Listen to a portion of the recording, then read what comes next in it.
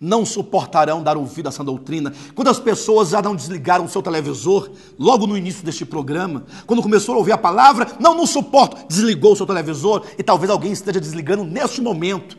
Em nome de Jesus, se você se entende como discípulo de Cristo, volte-se à sua palavra. Eu não estou aqui pregando uma instituição, eu estou pregando a palavra de Cristo, onde quer que você esteja, em qualquer que seja a instituição, qualquer que seja a cidade, qualquer que seja o estado, qualquer que seja o país, você tem por obrigação viver a palavra de Cristo. Aqui, olha, não suportarão a sã doutrina.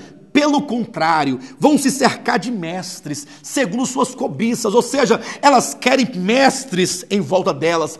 As pessoas, os crentes, eles querem profetas em torno deles, que lhes falem as palavras que eles querem ouvir. Meu irmão, você não tem que buscar ouvir uma palavra que você quer ouvir, uma palavra que confirme a sua cobiça, uma palavra que confirme o seu mau procedimento, uma palavra que venha confirmar o erro. Não! A palavra dos profetas sempre é uma palavra contundente, que vai contra tudo aquilo que se opõe à verdade de Deus e à sua palavra. Está aqui, olha, se cercarão de mestres, segundo suas próprias cobiças, como que sentindo coceiras nos ouvidos, e se recusarão a dar ouvidos à verdade, entregando-se às fábulas, entregando-se às falácias, entregando-se aos engodos, entregando-se às mentiras.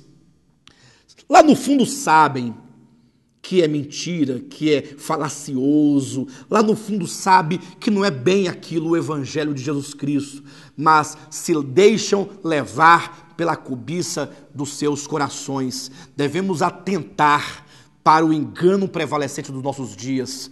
O apóstolo Paulo nos adverte em 2 Coríntios, no capítulo 11, versículo 3, ele diz: olha, eu receio que assim como a serpente enganou a Eva com a sua astúcia, assim sejam corrompidas as vossas mentes e vocês se apartem então da simplicidade e purezas devidas a Cristo.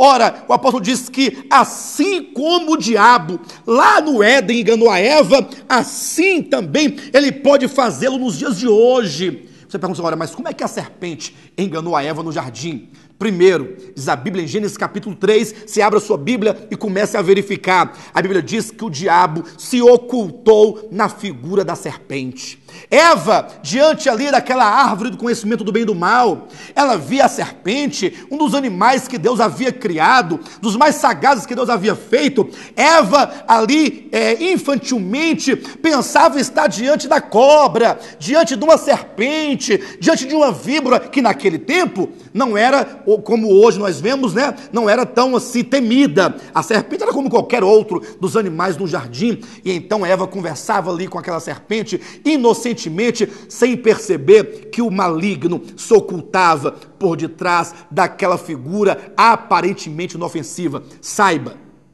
Satanás, ele se oculta por detrás de uma falsa aparência. Essa é uma das características do engano de Satanás, o modo como ele se apresenta. Não pensem que o diabo vai chegar na igreja de vocês, nos púlpitos dos crentes, dizendo: eu sou o diabo e vim destruir a igreja e vim afastá-los do... Não! Diz a Bíblia que Satanás, ele se transforma em anjo de luz, e por isso não é de se admirar que os seus próprios ministros, os falsos apóstolos e obreiros fraudulentos, eles se passem, se transformem em ministros de justiça, chegam de paletó, de gravata, com a Bíblia na mão, forçando para chorar, como um homem cheio do Espírito Santo, e você olha e fala assim: olha, só pode ser de Deus. E a Bíblia diz: não se deixe levar pela aparência, porque Satanás se transforma, ele muda a sua forma, e os ministros da iniquidade, eles se passam por cordeiros, quando por dentro são lobos roubadores. Está lá em Apocalipse capítulo 13, versículo 11, falando que o falso profeta, ele tem a aparência de cordeiro, mas o seu falar lhe denuncia, é o falar do dragão. Então a serpente, o diabo, se oculta na figura da serpente, isto é, ele cria uma imagem para que você seja enganado pela aparência e não perceba que ali está, na verdade, o engano prevalecente. Ali está a apostasia. Segundo, quando o diabo falou para Eva assim: olha, não foi assim que Deus disse, não comerás de toda a árvore que está no jardim? Ou seja, Satanás, ao se aproximar do povo de Deus para enganar, ele usa a Bíblia. Ele diz: não é assim que Deus disse? Ou seja, o engano dele é via Escritura. Não foi assim que lá no deserto da tentação, ele falou para Jesus dizendo: salta daqui abaixo, porque está escrito. E aí ele passa a recitar a Escritura, né? Está escrito: aos teus anjos dará ordem a teu respeito. Veja como que o diabo usa a Escritura para fundamentar seu engano. Então ele se esconde por detrás da figura de uma imagem aparentemente inofensiva. Ele usa a Escritura. Terceiro, ele usa a Escritura, ele distorce o sentido da Escritura, porque quando ele disse: não foi assim que Deus disse, não comerás de todo o fruto, de toda a árvore que está no jardim, e na verdade Deus não disse isso, Deus disse: de toda a árvore do jardim comerás livremente. Ou seja, ele simplesmente inverteu o falar de Deus. Ou seja, o modo como ele apresenta a Bíblia é um modo adulterado, ele adultera, ele manipula o texto sagrado. Cuidado, porque o diabo se esconde por detrás de uma aparência cristã. Segundo, ele usa a Escritura. Terceiro, ele distorce a Escritura. E quarto, ele induz o homem a acrescentar elementos que a Bíblia, que a palavra não traz. Porque quando Eva, já seduzida, foi tentar rebater o diabo, disse: não foi assim que Deus falou. Ele disse isto. Aí ela passa a dizer: de toda a árvore que está no jardim comerás livremente, mas da árvore do conhecimento do bem e do mal, dela não comerás, nem tocareis nela. Opa! Eva aqui já começa a acrescentar. Deus não disse nada sobre o tocar na árvore. Diz apenas para não comer. Eva disse: não comer e não tocar. E aqui nós vemos uma ação maligna. Não somente o diabo se esconde, não somente ele usa a Escritura, não somente ele adultera a Escritura, mudando, manipulando o significado, como ele agora induz o homem a acrescentar ou a retirar elementos da Escritura.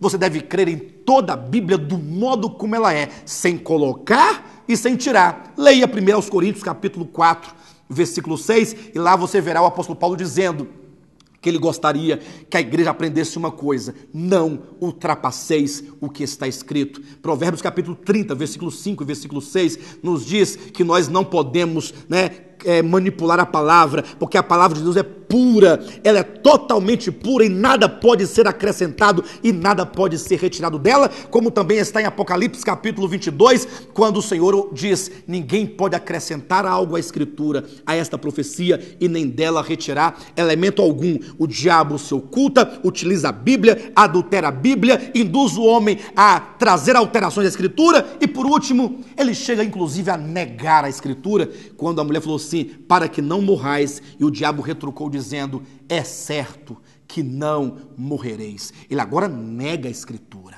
Olha, ele se esconde, ele vem com a Bíblia, ele adultera o sentido, o significado, ele induz para que se altere elemento, para que se retire da Bíblia elementos fundamentais e, por fim, ele diz: Deus diz que morre, mas Deus é mentiroso. Ele faz Deus mentiroso. Meu querido irmão, minha querida irmã, não nos enganemos. A palavra de Deus é verdadeira. Mais do que nunca, o povo de Deus precisa tomar uma atitude. Qual é a atitude que vai livrar o crente do engano? Abra sua Bíblia em nome de Jesus. Eu quero que você leia comigo aqui em 2 aos Coríntios, no capítulo 10, versículos 5 e 6, que nos dizem assim. Vamos ler os versículos 4, 5 e 6. 2 aos Coríntios 10, 4, 5 e 6, que nos dizem: porque as armas da nossa milícia não são carnais, e sim poderosas em Deus para destruir fortalezas, anulando nós sofismas e toda altivez que se levante contra o conhecimento de Deus, e levando cativo todo pensamento à obediência de Cristo. Você quer se livrar do engano, da apostasia? Que o seu pensamento seja levado cativo à obediência à Escritura Sagrada. Se está escrito e está confirmado pelo todo da Escritura o que é a verdade, então seja cativo, mente cativa, coração cativo. É isso que caracteriza os servos de Deus. O servo, no grego, doulos, que quer dizer escravo de Cristo, aquele que está algemado à verdade de Cristo e, portanto, não dar ouvidos aos enganos que ao seu derredor são difundidos. Queridos irmãos, essas mensagens, elas visam trazer uma advertência ao povo de Deus para o tempo em que nós vivemos de profundo engano e de vozes estranhas à Bíblia, de falsos profetas que têm seduzido a muitos. Que cada um julgue no seu coração a verdade segundo a Bíblia Sagrada. Eu quero aqui rapidamente